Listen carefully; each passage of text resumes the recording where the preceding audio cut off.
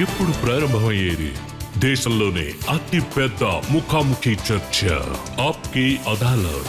మీ Rajat Sharma.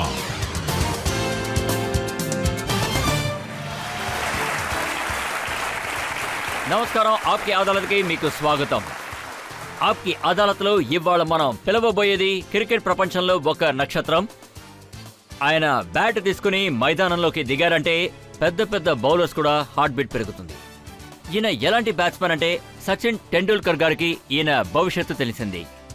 Indian టీంలోని అద్భుతమైన batsmen Virat Kohli.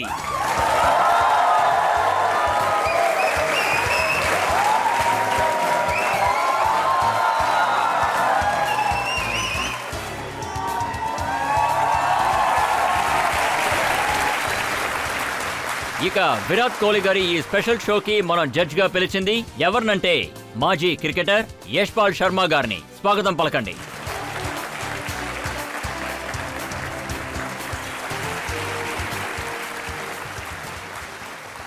ఆప్కి అదాలత్లో ఇవాల్టి మన కేసుని మొదలు పెట్టడానికి ముందు మన జడ్జ్ యశ్పాల్ శర్మ గారిని అనుమతి తీసుకోవాల్సిందిగా కోరుతున్నాను. అనుమతిస్తున్నాను. మీ ప్రస్తావనని ప్రారంభించండి. కేసుని మొదలు పెడదాం. ఆప్కి అదాలత్లో విరాట్ కోహ్లీ గారి మీదున్న మొదటి ఆరోపణ. ఆప్కి అదాలత్లో క్రికెట్ స్టార్ విరాట్ కోహ్లీ గారి మీదున్న మొదటి ఆరోపణ ఇదే. ఈయన అవసరానికన్నా ఎక్కువ అగ్రెషన్ ని చూపిస్తారు. విరాట్, మీరు మైదానంలోకి దిగినప్పుడు అక్కడున్న బౌలర్స్ కి వాళ్ళ గుండె చాలా గట్టిగా కొట్టుకుంటుంది. నాకు గుర్తుంది, శ్రీలంకలో మీరు ఎంత అద్భుతంగా కొట్టి ఎరగదీశారంటే వాళ్ళు ఎప్పటిగా చూసి భయపడుతున్నారు.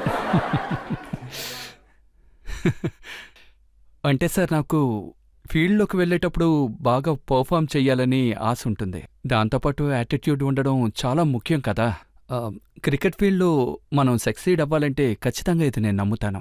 ఒకవేళ మీ యాటిట్యూడ్ బాగుంది అంటే మీరు ఏ సిచ్యువేషన్ అయినా హ్యాండిల్ చేయగలరు. ఆ విషయాన్ని నేను పూర్తిగా నమ్ముతాను.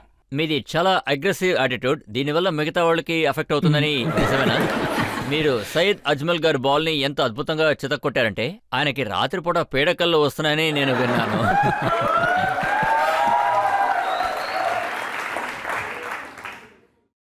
ఇది ఒక జోకే, కానీ నేనొచ్చి ఇదంతా నేను చెప్పినట్టు ఇది అప్పుడప్పుడు జరుగుతూ ఉంటుంది. మనం ఒక బౌలర్ దగ్గర అప్పుడప్పుడు అవుట్ అవుతూ ఉంటాం.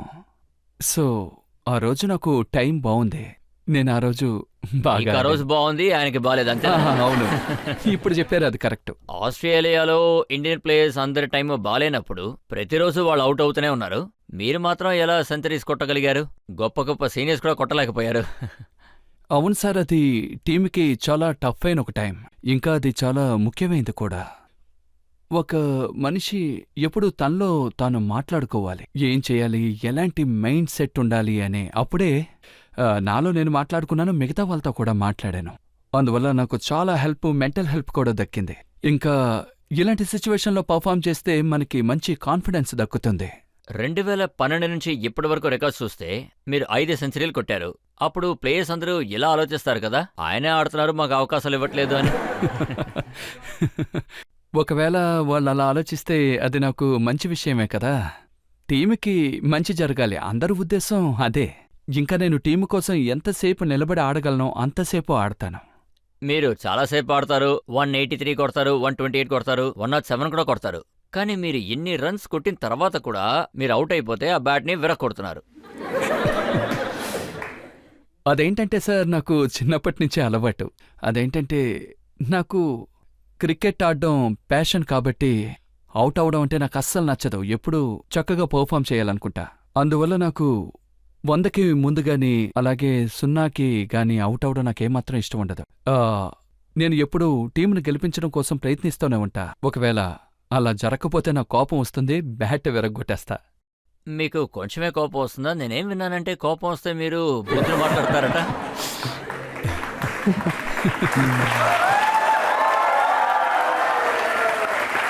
బూతి మాటలు నా నోటముట 2-3 సార్లు వచ్చేసాయి సార్. అది మంచిది కాదు, అయినప్పటికీ కొద్దేళ్ళగా ప్రయత్నిస్తున్నాను. కూల్గా ఉండాలి, చాలా కంట్రోల్గా ఉండాలని. అగ్రెసివ్లో కాదు, కానీ బిహేవియర్లో కొంచెం కంట్రోల్గా ఉండాలని. ఓవర్ ద టాప్ రావాలంటే కంట్రోల్. ఎవరిని తిడతారు? తెలీదు సార్, వస్తుంది, ఆటోమేటిక్గా వస్తుంది. అది ఒకరి మీద కాదు, అందరి మీద వస్తుంది. ఇది కూడా మీకు చిన్నప్పటి నుంచి అలవాటా లేదా ఇప్పుడేనా? కాదు కాదు కాదు సార్.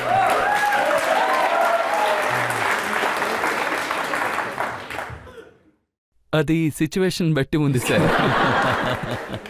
చిన్నప్పటి నుంచి కాదు, కానీ కొద్దేళ్ళగానే ఉంది. లేదు, అసలు నేనేం విన్నానంటే మీ చిన్నప్పుడు అంటే మీకు 10 సంవత్సరాల వయసప్పుడు మీ నాన్నగారు మిమ్మల్ని రాజ్ శర్మ గారి దగ్గరికి తీసుకెళ్లారట. ఆయన కూడా కోపం చాలా ఎక్కువ, అలాగే మీరు బ్యాట్ విరగొట్టేసేవారట. అంటే మీరు ఎన్ని బ్యాట్లను విరగొట్టారంటే వింటర్లో చలి ఎక్కువైందంటే మీరు ఆ విరిగిపోయిన బ్యాట్స్కి మంట పెట్టేవారట. అవును, నేను చాలా బ్యాట్లు విరగొట్టాను. నేను చెప్పినట్టుగా నాకు చిన్నప్పటి నుంచే అలవాటు. అది మంచి అలవాటు కాదు, ఇంట్లో ఉన్న వాళ్ళకు కూడా ఎంతో ఇబ్బంది కలిగిస్తూ ఉంటుంది. కానీ ఇలాంటి యాటిట్యూడ్ ఉండాలి కదా. ఒకవేళ బ్యాట్ విరిగిపోతే దానికి చాలా ఖర్చు అవుతుంది, మీరు ఆ డబ్బులు ఎక్కడి నుంచి తెస్తారు? అవును, చాలా ఖర్చు అవుతుంది. ఒక్కొక్కసారి వస్తువులు కొనడంలో ప్రాబ్లం అవుతూ ఉంటుంది. కానీ నాకు నా కోచ్ రాజ్ కుమార్ శర్మ కాంట్రాక్ట్ ఇప్పించారు, బీడిఎం కంపెనీ. ఇంకా వాళ్ళ దగ్గర నుంచే నాకాయన స్పోర్ట్స్ గూడ్స్ ఇప్పించడం మొదలెట్టారు. ఒక 14 ఏళ్ల నుంచి. ఇనిషియల్గా ఆయన చాలా హెల్ప్ చేశారు. ఓ, ఆయన బ్యాట్ కొనిస్తూ ఉంటారు, మీరు విరగొడుతూ ఉంటారా? అబే కాదు, ఓసారి ఆయన చెప్పారు సంవత్సరానికి 2 బ్యాట్లే ఇప్పించగలను అని. ఆ తర్వాత నుంచే నేను చాలా కేర్ఫుల్గా ఉండడం మొదలెట్టాను. బ్యాట్లు విరగొట్టడం మానేశాను.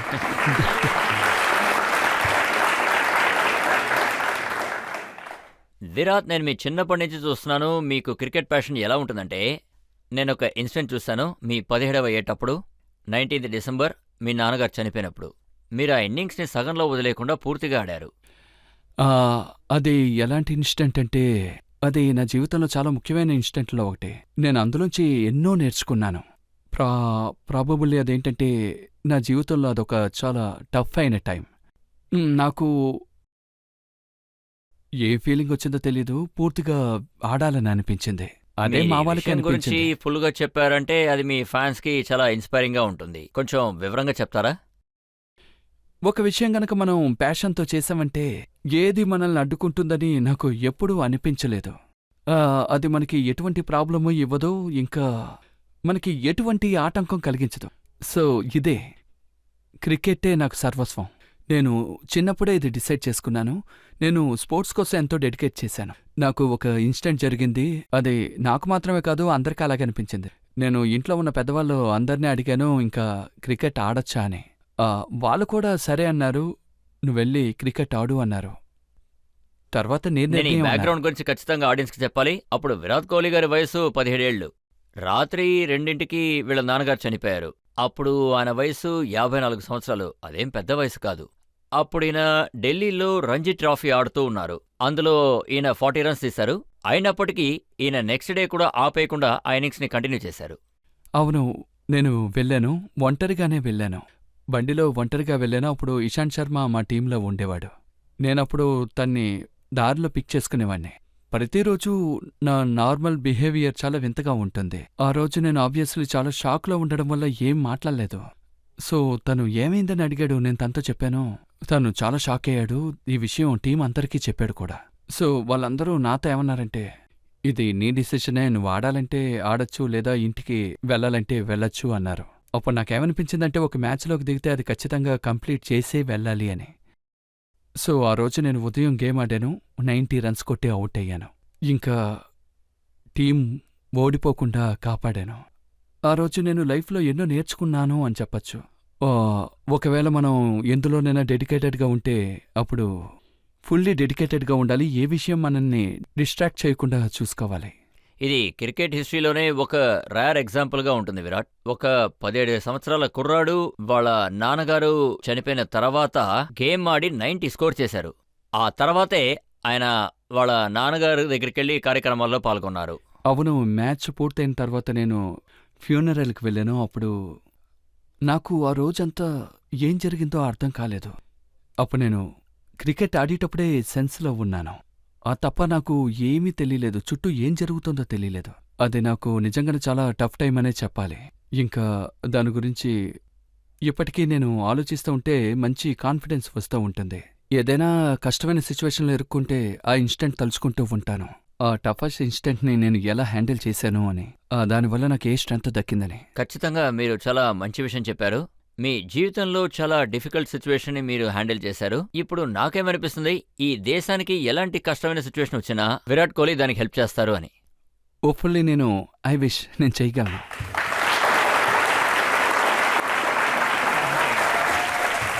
విరాట్, ఇది మీ అగ్రెషన్ కి సంబంధించిన ప్రశ్న, మీ డిటర్మినేషన్ కి సంబంధించిన ప్రశ్న. నా దగ్గర ఇంకా ప్రశ్నలోనే పెద్ద లిస్టే ఉంది నా దగ్గర. ఇప్పుడు మనం ఒక బ్రేక్ తీసుకుందాం. బ్రేక్ తర్వాత విరాట్ కోహ్లీ గారి మీద కేసు ఆరోపణలు కొనసాగుతాయి.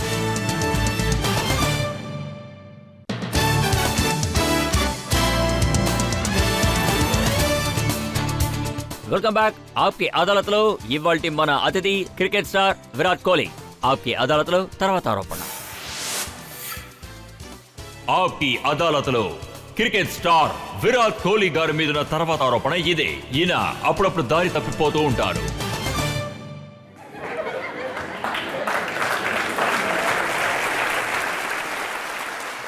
విరాట్, నాకు ఈ విషయం బాగా గుర్తుంది. ముఖేష్ అంబానీ, సచిన్ టెండూల్కర్ గారి 100 సెంచరీస్ కి ఒక సెలబ్రేషన్ జరిపారు. అప్పుడు సచిన్ గారిని సల్మాన్ ఖాన్ గారు అడిగారు, మీ రికార్డ్ని వేరే ఎవరు బ్రేక్ చేయగలుగుతారు అని. అప్పుడు సచిన్ ఏం చెప్పారంటే, విరాట్ కోహ్లీ అలాంటి ఒక ప్లేయర్ అని. మీరు నిజంగానే రికార్డ్ బ్రేక్ చేయగలరని మీకు అనిపిస్తుందా? అదేంటంటే మిషన్ ఇంపాసిబుల్ అంటూ ఉంటారు కదా, అలాంటి ఒక విషయం. అంటే 100 సెంచరీలు అన్నది ఇంతవరకు ఎవరూ చేయలేదు. అది నిజంగా చాలా గొప్ప విషయం. నేను దాని గురించి ఎప్పుడూ ఆలోచించలేదు కూడా, ఎందుకంటే దీనివల్ల ప్రెషర్ పెరుగుతుంది. ఇంకా నా వల్ల వీలైనంత పర్ఫామ్ చేయాలనుకుంటాను. ఇక మ్యాచ్ అయిన తర్వాత ఎంతొస్తే అంత రానివ్వండి. ఒకవేళ మీరు ఏమీ ఆలోచించరు కాబట్టి తప్పుడు దారి పట్టే అవకాశం ఉందా? లేదు సార్, ఖచ్చితంగా లేదు. నాకు తెలిసినంతవరకు నేను సరైన మార్గంలోనే వెళ్తున్నాను. అదే మిమ్మల్ని వైస్ కెప్టెన్ చేసిన తర్వాత కపిల్ దేవ్ గారు ఒక ఫంక్షన్లో చెప్పారు, ఈ అందమైన ప్రపంచంలో మీరు తప్పుడు దారిలో వెళ్ళడానికి చాలా విషయాలు ఉన్నాయి అని. సార్, ఇది లైఫ్లో అన్ని ఫేసుల్లోనూ జరుగుతుంది. మన చుట్టూ చాలా డిస్ట్రాక్షన్స్ ఉంటాయి, కానీ నాకు తెలుసు నేను రైట్ ట్రాక్లోనే వెళ్తున్నాను. ఏ విషయం నన్ను డిస్ట్రాక్ట్ చెయ్యలేవు. ఐపీఎల్ ఆడేటప్పుడు మీరు కొద్ది రోజులు దారి తప్పిపోయారని విన్నాను.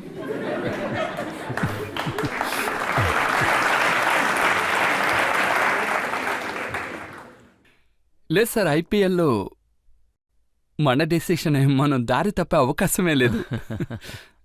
నా ఫోకస్ మొత్తం క్రికెట్లోనే ఉంటుంది. ఇంకా చెప్పాలంటే ఐపీఎల్లో ఒక రిలాక్స్ అయిన ఎన్విరాన్మెంట్ ఉంటుంది. ప్లేయర్స్ అన్ని కంట్రీస్ నుంచి వస్తారు. అక్కడ అంతలా సీరియస్ అయిన ఎన్విరాన్మెంట్ ఉండదు. కానీ ఐపీఎల్ వల్ల క్రికెటర్స్కి ఏదైనా నష్టం జరుగుతుందంటారా? ఎక్కువగా ఆడాల్సి ఉంటుంది, అలాగే కాకుండా ఫోకస్డ్గా ఉండాలి. సార్, మనం ఒక సంవత్సరానికి ఎంత ఆడామన్నది ఒక ఇండివిజువల్ మీద డిపెండ్ అయ్యింది. ఒకవేళ మనం ఐపీఎల్లో వేరంటైర్ అయ్యాము అంటే అది ఇండివిజువల్గా డిపెండ్ అయింది. నేను 23 ఏళ్లలో అలసిపోయానని చెప్పలేను కదా. నాకు రెస్ట్ కావాలని చెప్పలేను. నేను ఆ టైంలో ఎంత పర్ఫామ్ చేయగలనో అంత పర్ఫామ్ చేయాలి. యాజ్ ఎ ఇండివిజువల్ నేను ఇది ఖచ్చితంగా చెప్పగలను. దీనివల్ల నాకు ఎటువంటి సమస్య లేదు. మిమ్మల్ని వైస్ కెప్టెన్ చేసినందువల్ల మీకు ఏదైనా ఇబ్బంది వచ్చిందా? అది వినగానే నాకు ఎంతో సంతోషం అనిపించింది. ఇది నాకొక గొప్ప సర్ప్రైజ్లా అనిపించింది.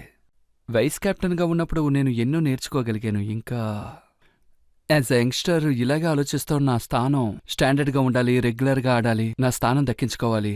నాకు ఆ విధంగానే ఒక మంచి డెసిగ్నేషన్ ఇచ్చారు. నాకు చాలా సంతోషంగా మరి అనిపించింది. వైస్ కెప్టెన్ రోల్ ఏంటి?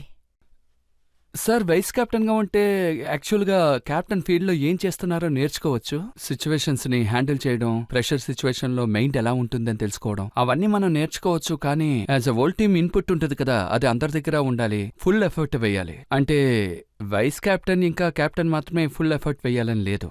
ఫీల్డ్లో ఉన్న కెప్టెన్తో పాటు మిగతా 10 మంది ప్లేయర్స్ ఫుల్ ఎఫర్ట్ పెడతారు. అలాగే మీకు ఇలా ఎప్పుడైనా అనిపించిందా, ధోని గారికి మంచి ఇన్పుట్స్ ఇచ్చి తర్వాత ఆయన రీప్లేస్ చెయ్యొచ్చు అని?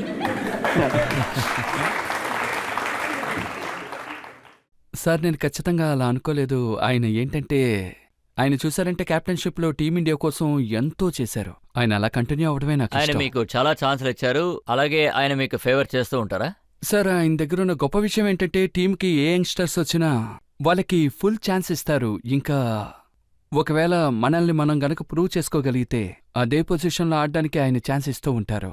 మనం అన్ని మ్యాచ్ల్లోనూ ఆడొచ్చు. సో ఆయనకి నేను ఎంతో రుణపడి ఉన్నాను. నేను ఇంతకు ముందు కూడా ఒకసారి చెప్పాను, ఆయన మాకు కోచ్ చేసేటప్పుడు నా మీద చాలా కాన్ఫిడెంట్గా ఉంటారు. అంతేకాదు ఆయన నాకు ఎన్నో ఛాన్సెస్ ఇచ్చారు. అందువల్ల నాలో కాన్ఫిడెన్స్ మరింత పెరిగింది. నా టీమ్మేట్స్ నాకు సపోర్ట్ చేశారు, నా కోచ్ కూడా నాకు సపోర్ట్ చేశారు. ఆ ప్రజలు మిమ్మల్ని సచిన్ టెండూల్కర్తో కంపేర్ చేసినప్పుడు ఎలా ఉండేది? I feel really blessed that people అంటే ఆయనతో కంపేర్ చేసేటప్పుడు నాకు ఏమనిపిస్తూ ఉంటుందంటే, నాకు ఒక ఐడల్తో కంపేర్ చేస్తూ ఉంటే కానీ మీలో ఏదో విషయం ఉందనే కదా కంపేర్ చేశారు. విషయం అంటూ అలాంటిదేం లేదు. Main thing is performance. మనం గనక పర్ఫార్మ్ చేస్తూ ఉంటే ప్రజలు కంపేర్ చేస్తూనే ఉంటారు. నేను చెప్పినట్టు నేను దీని గురించి ఆలోచిస్తూ ఉండను. ఏదో literally I worship him. So I don't see too much this comparisons. I just think about performances. Sachin లాంటి ఒక పెద్ద ప్లేయర్తో మీరు ఫీల్డ్లో ఉన్నప్పుడు మీకు ఇలాంటి భయం ఉంటుందంటారా? అదేంటంటే ఒక పెద్ద సూపర్ స్టార్తో మనం ఆడుతున్నాము అని. ప్రారంభంలో చాలా భయం వేసేది. అయితే నాకు 7-8 ఏళ్లప్పటి నుంచి ఆయన ఆడడం టీవీలో చూస్తూ ఉండేవాణ్ణి. ఆయన ఇండియా కోసం ఆడి ఎన్నో మ్యాచ్లు గెలిపించారు. ఆయన నాకు చాలా పెద్ద మోటివేషన్గా మీరు ఉన్నారు. పుట్టక ముందు నుంచే ఆయన క్రికెట్ ఆడడం మొదలు పెట్టారు. అవును, ఇది కూడా నిజమే. ఇంకా ఆయన ఆడటం చూస్తుంటేనే మంచి మోటివేషన్ వస్తుంది. మొదటిసారి ఆయన గ్రౌండ్లో కలిసినప్పుడు, ఆయనతో ఫస్ట్ మ్యాచ్ ఆడినప్పుడు నేను చాలా నర్వస్ ఫీల్ అయ్యాను. ఇంకా ప్రతిరోజు ఆయన కలిసినప్పుడు, ప్రతిరోజు ఆయనతో మ్యాచ్ ఆడేటప్పుడు అది నాకొక పెద్ద కలలా అనిపించేది. చిన్నప్పుడు ఆయన ఆటను నేను టీవీలో చూసేవాణ్ణి. ఇప్పుడు ఆయనతో కలిసి ఆడే భాగ్యం నాకు దక్కినందుకు ఎంతో లక్కీగా ఫీల్ అయ్యా. ఆయన మీకేదైనా అడ్వైస్ ఇస్తూ ఉంటారా? ఖచ్చితంగా. ఆయన దగ్గరికి వెళ్ళి దేని గురించి డిస్కస్ చేసినా ఖచ్చితంగా సమాధానం చెప్తారు, కాదని చెప్పరు. నిజంగానే చాలా హంబుల్ పర్సన్ అని చెప్పచ్చు. ఎప్పుడు హెల్ప్ చేయడానికి సిద్ధంగా ఉంటారు. ఆయన దగ్గర నేను చాలా విషయాలు నేర్చుకున్నాను. నేను ఒక ఇంటర్వ్యూలో చదివాను. అదేంటంటే యువరాజ్ సింగ్ గారు మీకు చాలా క్లోజ్ అని నా ఫ్రెండ్స్లో ఒకరు అన్నారు. ఇంతకీ మీరు ఆయన దగ్గర నుంచి ఏం నేర్చుకున్నారు?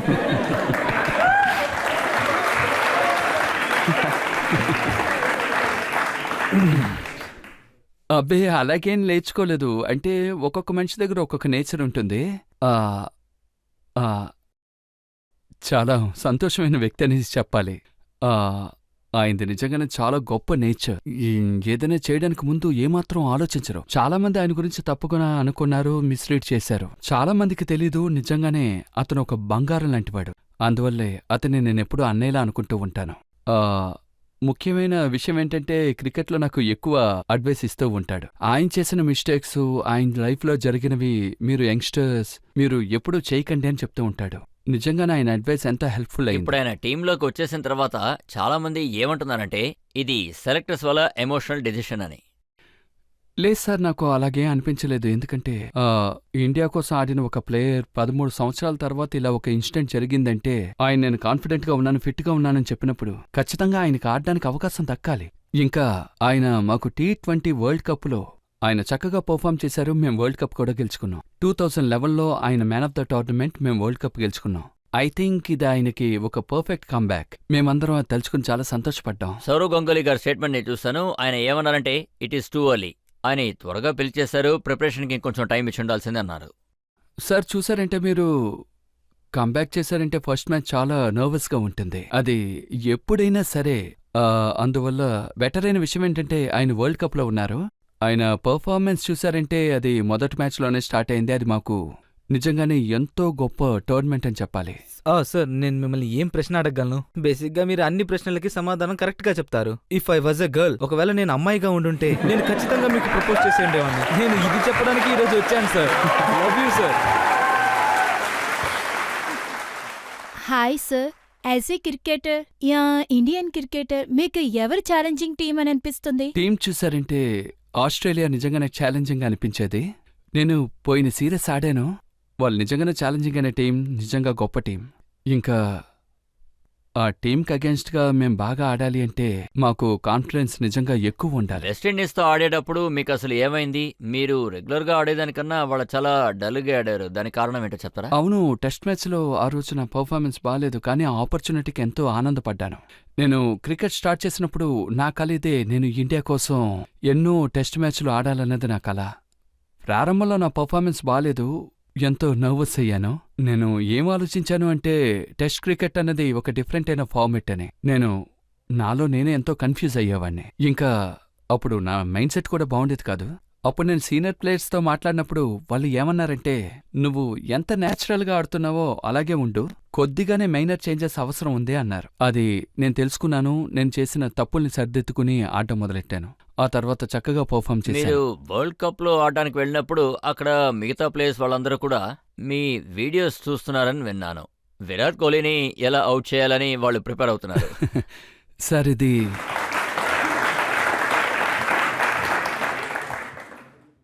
ఐ థింక్ ఇదొక మీరొక ఇంటర్నేషనల్ బ్యాట్స్మెన్ అయితే ఒకవేళ ఇలాగా టీమ్స్ ప్లాన్ చేస్తున్నాయని తెలిస్తే చాలా మంచి ఫీల్ ఉంటుంది. ఎందుకంటే మనం బాగా పర్ఫామ్ చేస్తున్నామని అర్థం. అదొక ఛాలెంజ్ కూడా. వాళ్ళు మనల్ని అనలైజ్ చేస్తున్నారంటే, మన వీడియోస్ చూస్తున్నారంటే మనం మన గేమ్లో 2 స్టెప్లు ఇంకా ఇంప్రూవ్ చేసుకోవచ్చు. సో ఈ ఛాలెంజే ఇంటర్నేషనల్ క్రికెట్లో చాలా ముఖ్యమైన విషయం. దీనివల్ల మీకు ఏదైనా భయం ఉంటుందా? వాళ్ళు మీ స్టైల్ని కనిపెట్టేశారు, మిమ్మల్ని అనలైజ్ చేస్తున్నారు, వాళ్ళు మిమ్మల్ని ఓడించడానికి గట్టిగా ప్రయత్నిస్తున్నారని మీకేమైనా అనిపిస్తోందా? అవును సార్, ఒక్కొక్కసారి మనసులో అనిపిస్తూ ఉంటుంది. అయితే ఆ తర్వాత మ్యాచ్ సరిగ్గా జరక్కపోతే మనిషి ఇలాగే ఆలోచిస్తాడు, వాళ్ళ ప్లాన్ గురించి వదిలేద్దాం, మనం చక్కగా ప్లాన్ చేసుకుందాము అని. ఎందుకంటే మనం కూడా వాళ్ళ వీడియోస్ చూడొచ్చు కదా. సో ఇంటర్నేషనల్ క్రికెట్ చాలా ఎక్సైటింగ్ గా మార్చడానికి అదొక కారణంగా మీరు ఉండేది. కూడా బౌలర్స్ వీడియో చూస్తూ ఉంటారా, ఏ బాల్ని ఎలా కొట్టాలని? అవును. అవును, నేను కూడా వాళ్ళ వీడియోస్ చూస్తాను. ఏదైనా బౌలర్ చాలా డిఫికల్ట్ గా ఉంటే రెగ్యులర్ గా వాళ్ళ దగ్గర నేను అవుట్ అవుతూ ఉంటే వాళ్ళ వీడియోస్ చూస్తాను. ఇంకా వాళ్ళ దగ్గర మళ్ళీ ఆడడానికి వెళ్ళినప్పుడు ఖచ్చితంగా వాళ్ళ వీడియోస్ చూస్తాం, వాళ్ళ స్ట్రెంగ్త్ ఏంటని. విరాట్ ఇక్కడ ఇంతమంది ప్రజలు కూర్చున్నారు, అంతేకాదు కోట్లాది ప్రజలు చూస్తున్నారు. వాళ్ళందరికీ మీరు మాట ఇవ్వగలరా? ఈసారి వరల్డ్ కప్ లో శ్రీలంక, పాకిస్తాన్ అప్పుడు ఎలా ఆడారో అలాగే అన్నిట్లోనూ ఆడతానని. సార్ మాట ఇవ్వలేను, కానీ నా తరపున నేను పూర్తిగా ప్రయత్నిస్తాను, అది మాత్రం చెప్పగలను. విరాట్, ఇంకా నా దగ్గర చాలా ప్రశ్నలు ఉన్నాయి. మీ ఇమేజ్ గురించి ప్రజల దగ్గర చాలా ప్రశ్నలు ఉన్నాయి. అంతకన్నా ముందు మనం ఇప్పుడు ఒక చిన్న బ్రేక్ తీసుకుందాం. బ్రేక్ తర్వాత ఆప్కి అదాలత్లో ప్రజలు ప్రశ్నలు కొనసాగుతాయి.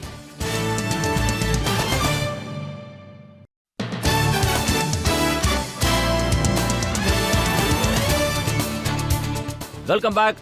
ఆప్కి అదాలత్లో ఇవాళ మన కేసు నడుపుతున్నది, ప్రశ్నలు అడుగుతున్నది క్రికెట్ సూపర్ స్టార్ అయిన విరాట్ కోహ్లీ గారి మీద. ఆప్కి అదాలత్లో తర్వాత ఆరోపణ.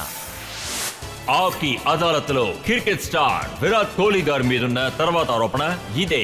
ఈయన లైఫ్ స్టైల్ మీద చాలా కాన్సన్ట్రేట్ చేస్తారు.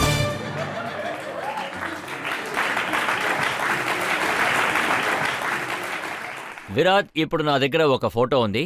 దీని టైటిల్ కోహ్లీకి ఫ్లాట్ అయిన ఒక అమ్మాయి. ఇది ఫిబ్రవరి 2012లో వచ్చిన ఫోటో. ఒక అమ్మాయి మీ పోస్టర్ పట్టుకుని మైదానంలో కూర్చుంది. అందులో ఏం రాసిందంటే, offer still stands, Kohli my place tonight.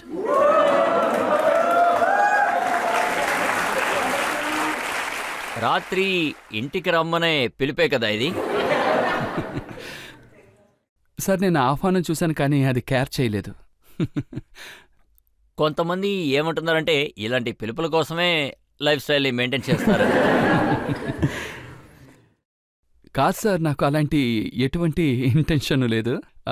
Style అనేది ఒకవేళ మనం ఏదైనా చక్కగా చేస్తే, మనం సెన్స్తో ఏదైనా చేస్తే దాన్ని స్టైల్ అంటారు.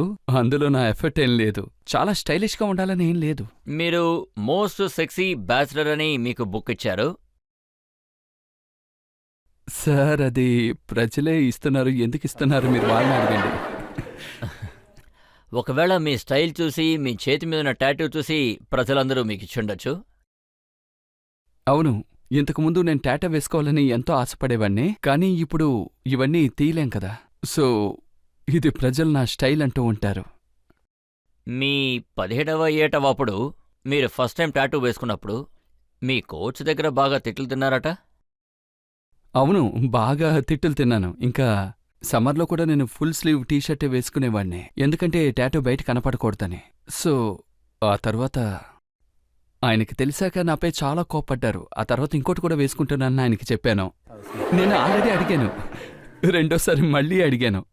అప్పుడు ఆయన ఏం చెప్పారంటే, ఇప్పుడు మనం మ్యాచ్కి వెళ్తున్నాం, అందులో మంచి పర్ఫామ్ చేయి, ఆ తర్వాత నువ్వు వెళ్ళి వేసుకో అన్నారు. ఆయన చెప్పినట్టే చక్కగా పర్ఫామ్ చేసి ఆ తర్వాత వెళ్ళి వేసుకున్నాను. అప్పుడు ఆయన పెట్టిన కండిషన్ ఇదే, నువ్వు బాగా పర్ఫామ్ చేస్తే టాటూ ఉంచుకోవచ్చు అని. కండిషన్స్ అంటూ ఏమీ లేవు సార్. ఆ తర్వాత ఆయన నన్ను ఏమీ తిట్టలేదు, అందుకని నా చేతికి నేనొక పెద్ద టాటూ వేసుకున్నాను. సో ఆ తర్వాత నా పర్ఫార్మెన్స్ ఇంకా చక్కగా ఉంది. అందుకని అప్పుడు నేను ఆయనతో చెప్పాను, సార్ ఇది చాలా పెద్దదిగా ఉంది, నేను లేజర్తో ఇది తీసేస్తా అన్నా, లేజర్ రిమూవల్. అప్పుడు ఆయన ఏం చెప్పారంటే, అదంతా నువ్వు తీసేయొద్దు, ఇప్పుడు నీ పర్ఫార్మెన్స్ చాలా బాగుంది, ఆ టాటూ అలాగే ఉండనివ్వు అన్నారు. సో అప్పటి నుంచి ఈ టాటూని అలాగే వదిలేశాను. పర్ఫార్మెన్స్ని బట్టి చూస్తుంటే మీ బాడీ మొత్తం ఫుల్ టాటూస్ అయి ఉండాలి కదా. అప్పుడు అది గజినిలా అయిపోతుంది సార్. ఎవరైనా ఇది చెప్పారా స్టైల్ వదిలేసి గేమ్లో కాన్సన్ట్రేట్ చేయమని? అవును సార్, అది స్టార్టింగ్లో అందరూ అన్నారు నేను కొంచెం డిస్ట్రాక్ట్ అయ్యాను అని. ఐపీఎల్ తర్వాత ఫస్ట్ ఎడిషన్లో మేము వరల్డ్ కప్ నుంచి రిటర్న్ అయ్యాం. ఆ తర్వాత నేను అందరు ఇంటర్నేషనల్ ప్లేయర్స్ తోటి ఆడగలిగాను. ఆ తర్వాత అన్ని టీంల్లోనూ చాలా అటెన్షన్ ఉండేది, నేను సరిగ్గా హ్యాండిల్ చేయలేకపోయాను. ఇనిషియల్గా నేను ఇది ఫేస్ చేశాను. ఆ తర్వాత దీనివల్ల నేను టీం నుంచి కాస్త బయట ఉండాల్సి వచ్చింది. అప్పుడు నాతో చెప్పారు, నువ్వు ఇదంతా వదిలేసేయ్, ఫీల్డ్లో ఎక్కువసేపు స్పెండ్ చేయి, ఎక్కువ కాన్సన్ట్రేట్ చేయన్నారు. ఈ స్పైక్ హెయిర్ స్టైల్ కూడా మీకు అప్పుడే వచ్చిందా? లేదు సార్, మొదటి నుంచే ఉంది, కానీ అప్పుడప్పుడు మార్చుకుంటూ ఉంటాను. ఎందుకంటే నేను చాలా మంది ప్లేయర్స్ని చూశాను, వాళ్ళ హెయిర్ స్టైల్స్ మారుస్తూ ఉంటారు. సచిన్ టెండూల్కర్ గారు కూడా హెయిర్ స్టైల్ మార్చారు. అవును, ఆయన జుట్టు పెంచారు. ఒక్కొక్కసారి బాగుంటే అలా చేంజ్ చేస్తూనే ఉంటారు. సౌరవ్ గంగూలీ గారు చేంజ్ చేసినప్పుడు అది ప్రజలకు నచ్చలేదు, అది చాలా డిఫరెంట్గా అనిపించింది. నేను కమెంట్ చేయదలుచుకోలేదు సార్. అప్పుడు ధోని ఆయన లాంగ్ హెయిర్ని కట్ చేసి షార్ట్గా చేశారు, దాని గురించి ఆయనే నాతో చెప్పారు. యాక్చువల్గా ఆయన చాలా ఇరిటేట్ అయ్యారు. ఆడేటప్పుడు లాంగ్ హెయిర్ మెయింటైన్ చేయడం చాలా కష్టమైన విషయం. ఆయన హెయిర్ కట్ చేసుకున్నప్పుడు బాంబేలో ఆయన లోకల్ రోడ్లో టీ తాగడానికి వెళ్లారు, కానీ ప్రజలెవరూ ఆయన కనిపెట్టలేకపోయారు. సో అది 1-2 నెలల పాటు యూస్ఫుల్గా ఉందని ఆయన చెప్పారు. మీకంటూ ప్రత్యేకంగా ఒక స్టైల్ ఉంది డ్రెస్సింగ్లో, ఇంకా హెయిర్ స్టైలింగ్. కానీ నేనేం విన్నానంటే స్టైల్ అయిన ఇంత పెద్ద ప్లేయర్ విరాట్ కోహ్లీ గారికి బంగ్లాదేశ్లో గ్రౌండ్లో ప్యాంట్ ఊడిపోయిందని విన్నాను.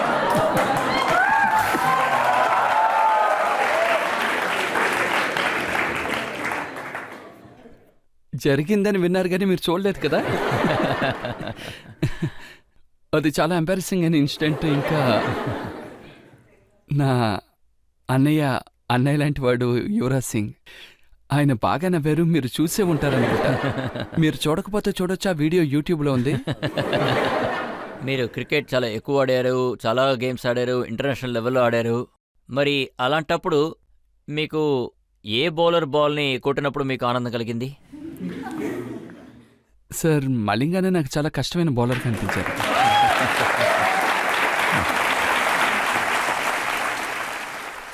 సో ఆస్ట్రేలియాలో మ్యాచ్ జరిగింది. ఒక ఓవర్లో నాకు ఆడేటప్పుడు భలే సరదాగా అనిపించింది. అలాగే మీకు నెరవేరని కోరిక ఏదైనా ఉండిపోయిందా, ఈ బౌలర్ బాల్ని మనం కొట్టకుండా వదిలేసామని? సార్, అలాంటి ఇంటెన్షన్ ఏది నాకు లేదు. అంటే అతను వేసే బాల్ కీమా చేద్దామని. లేదు, మ్యాచ్ ఆడేటప్పుడు అలాంటి ఇంటెన్షన్ ఏమీ ఉండదు. ఒకవేళ ఒక బౌలర్ బౌలింగ్లో ఎక్కువ రన్స్ తీయచ్చు అనిపిస్తే, ఆయన వేసే బాల్లు ఎక్కువ రన్స్ కొట్టచ్చు అనిపిస్తే అదొక కాంటెస్ట్ అవుతుంది సార్. అదేవిధంగా బౌలర్ని టార్గెట్ చేయాలంటూ ఏమీ ఉండదు. మా టార్గెట్ ఎప్పుడూ మా ప్రాసెస్లో లేక మా గోల్స్లో మాత్రమే ఉంటుంది. ఇంకా చాలా ప్రశ్నలు మిగిలినాయి. ఇప్పుడు మనం ఒక బ్రేక్ తీసుకుందాం. బ్రేక్ తర్వాత ఆప్కి అదాలత్లో విరాట్ కోహ్లీ గారి మీద కేసు కొనసాగుతుంది.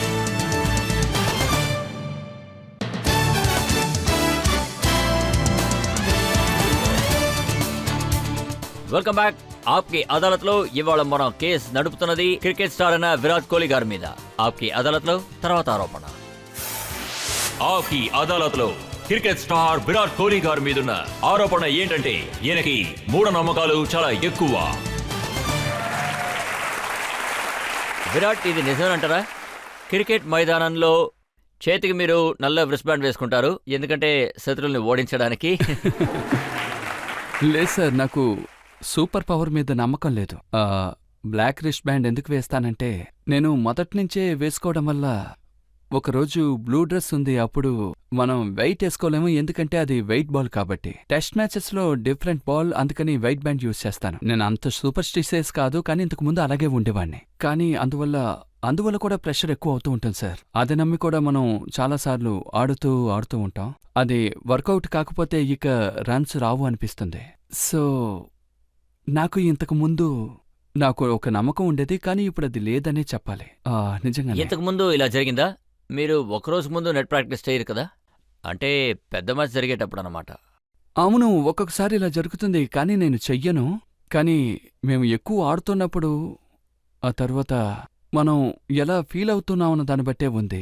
మ్యాచ్కు ముందు నెట్స్లో ప్రాక్టీస్ చేయాలని మనకు అనిపిస్తుంది కదా. ఒక్కొక్కసారి అనిపించదు, ఇంకొకసారి అయితే రోజంతా ప్రాక్టీస్ చేయాలనిపిస్తుంది, అందులోనే కాన్ఫిడెన్స్ లభిస్తుంది. కానీ ఇంతకు ముందు ఇలా ఆలోచిస్తూ ఉండేవాడిని, ఇప్పుడు అలా ఆలోచించడం లేదు. ఎప్పుడైనా ఇలా జరిగిందా? మీరు మూఢనమ్మకాలని వదిలేసిన తర్వాత మీ పెర్ఫార్మెన్స్ చాలా బాగుంది అనిపించే విధంగా యాక్చువల్గా ఎప్పుడైనా ఇంగ్లాండ్లో జరిగిందా? నాకు అలా జరిగింది. వెస్టిండీస్ టెస్ట్ సిరీస్ గురించి మీరు చెప్పారు కదా, ఆ తర్వాత నా మైండ్ సెట్ బాలేదు. అప్పుడు చాలా లోన్లీగా ఫీల్ అయ్యాను. ఇండియాకు వచ్చిన తర్వాత నాకు బ్యాక్ ఇంజరీ కూడా అయింది. సో నేను 15 days బెంగళూరులో ఉన్నాను. ఎప్పుడు చూసినా ఒంటరిగా ట్రైనింగ్ చేస్తూ ఉండేవాడిని. నేను ఏ యాక్టివిటీ చేయలేకపోయాను, ఎందుకంటే బ్యాక్ ప్రాబ్లం ఉండడం వల్ల. ఆ తర్వాత నేను ఫిట్ అవ్వడం వల్ల మళ్ళీ మ్యాచ్లో సెలెక్ట్ అయ్యాను. ఆ సీరియస్ నాకు చాలా ఇంపార్టెంట్, ఎందుకంటే ఒక బ్యాడ్ టైం తర్వాత కంబ్యాక్ ఇవ్వడం చాలా ఇంపార్టెంట్ అయిన విషయం. సో ఆ మ్యాచ్లో నేను ఫస్ట్ మ్యాచ్లో రన్ తీశాను, మిగతా 3 మ్యాచ్లు చేయలేకపోయాను. అప్పుడు నా మూడ్ కాస్త డిప్రెస్ అయింది. ఆ తర్వాత MS ధోని నన్ను పిలిచి మాట్లాడారు. నా మూడ్ సరిగ్గా లేదని ఆయనకి అనిపించింది. సో ఆయన ఏం ప్రాబ్లం అని అడిగారు. నేనేమన్నానంటే నా మైండ్ సెట్ ఇలా ఉందని. ఆయన ఏమన్నారంటే, దేని గురించి నువ్వు ఆలోచించద్దు, నువ్వు ఆట మీద దృష్టి పెట్టు అన్నారు. సో ఆ రోజు మాకది లాస్ట్ మ్యాచ్, వన్డే మ్యాచ్. అప్పుడు కొత్త రిస్ట్ బ్యాండ్, కొత్త గ్లౌజెస్, కొత్త ప్యాడ్స్, ఇంకా కొత్త బ్యాగ్ కూడా. ఎటువంటి ప్రాక్టీస్ చేయకుండా తినగా వెళ్ళి సెంచరీ కొట్టొచ్చా. సో దాని తర్వాత అన్ని ఆలోచించడం మానేశాను. దీనివల్ల ఎటువంటి యూస్ లేదని తెలిసిపోయింది. అంటే ఆ ఆట తర్వాత మీ మూఢనమ్మకాలన్నీ ఎగిరిపోయాయి, అంటే ఆ పర్ఫార్మెన్స్ తర్వాత, అవునా? ఖచ్చితంగా. చాలా మంది ఏమంటూ ఉంటారంటే, ఒకవేళ బ్యాట్ అండ్ గ్లౌస్ వల్ల ఏదైనా జరిగితే రోహిత్ శర్మ గారు కూడా ఇవ్వాలి, ఎందుకంటే ఆయన లక్ పని చేయట్లేదు కదా. లేదు సార్, నేను చెప్పినట్టు సూపర్ స్టేషన్లో నాకు ఏ నమ్మకం లేదు. అంతేకాకుండా ఇందులో ఏమీ జరగదు కూడా. కానీ ఇంతకుముందు నేనేం విన్నానంటే, సచిన్ టెండూల్కర్ గారు ఎప్పుడు కూడా ముందుగా రైట్ ప్యాడే వేసుకుంటారు. ఇది నిజమేనా అంటారా? అవును, నేను కూడా విన్నాను, కానీ ఎప్పుడూ నేను నోటీస్ చేయలేదు సార్. ఆయన ఏ ప్యాడ్ ఫస్ట్ వేసుకుంటారని. అది ఆయన అలవాటు, అది సూపర్ స్టిషియస్ అని చెప్పలేము, అది ఆయన అలవాటని చెప్పొచ్చు. మనం మొదటి నుంచి ప్యాడప్ చేయడం వల్ల అది మన అలవాటుగా మారిపోతుంది సార్. సార్, మీరు టెస్ట్ మ్యాచ్ ఎక్కువగా ఆడడం ఇష్టపడతారా, లేదంటే T20 ఆడడం ఇష్టపడతారా? నేను పర్సనల్గా టెస్ట్ మ్యాచెస్ ఎక్కువ ఇష్టపడతాను, కానీ మీకు T20 చూడడం చాలా ఇష్టం కదా.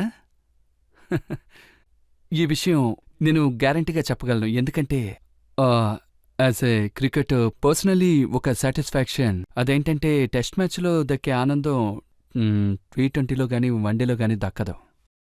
లేదు, ఆయన ప్రశ్న ఏంటంటే, మీకు T20 ఆడటం బాగుంటుందా, లేదా IPL బాగుంటుందా, లేదా యాడ్ షూటింగ్ చేసేటప్పుడు బాగుంటుందా?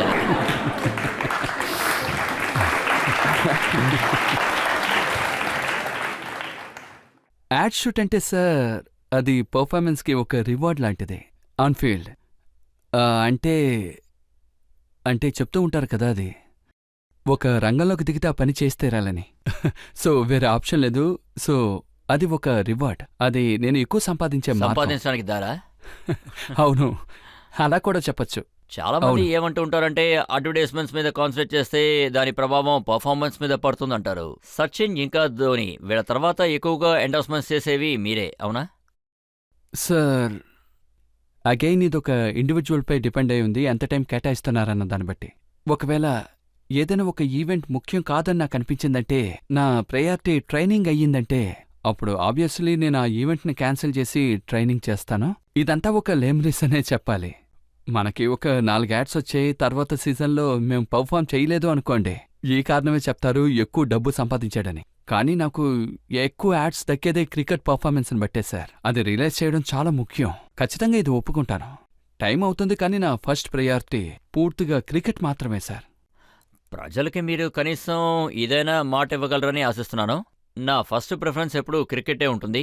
ఒకవేళ అడ్వర్టైజ్మెంట్ వల్ల మీ క్రికెట్కి ఏదైనా ఇబ్బంది కలిగితే మీరు అడ్వర్టైజ్మెంట్ వదిలేయాలి. ఖచ్చితంగా సార్, ఒకవేళ అది ఇబ్బంది కలిగిస్తే ఖచ్చితంగా వదిలేస్తాను. సార్, నా క్వశ్చన్ ఏంటంటే, మీరు మూవీస్కి వచ్చారంటే ఏ రోల్ చేస్తారు? యాజ్ ఏ క్రికెటర్, లేకపోతే నా రొమాన్స్ లాంటివి చేస్తారా? నేను మూవీస్కి వస్తానని ఎవరు చెప్పారు? లేదు, న్యూస్ చూసి అన్నాను సార్. మీరు తప్పు న్యూస్లు దయచేసి వినకండే.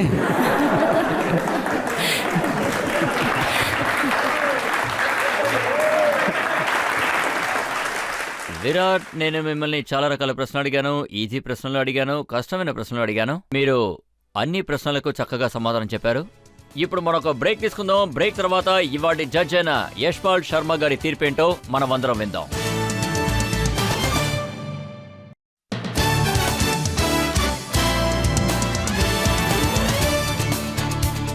Welcome back. ఇవాళ ఆప్కి అదాలత్లో మన కేసు నడిపింది విరాట్ కోహ్లీ గారి మీద. ఆయన పర్సనల్ లైఫ్ గురించి అడిగాం, అలాగే ఆయన క్రికెట్ లైఫ్ గురించి కూడా అడిగాం, ఆయన పర్ఫార్మెన్సెస్ గురించి కూడా అడిగాం. అది మాత్రమే కాదు, ఆయన ఇండియా టీంకి ఇలాగే ఆడుతున్నానన్న మాట కూడా తీసుకున్నాం. ఇప్పుడు ఆప్కి అదాలత్లో మన యశ్రాజ్ శర్మ గారి తీర్పేంటో వినాల్సిన సమయం వచ్చేసింది, విందాం.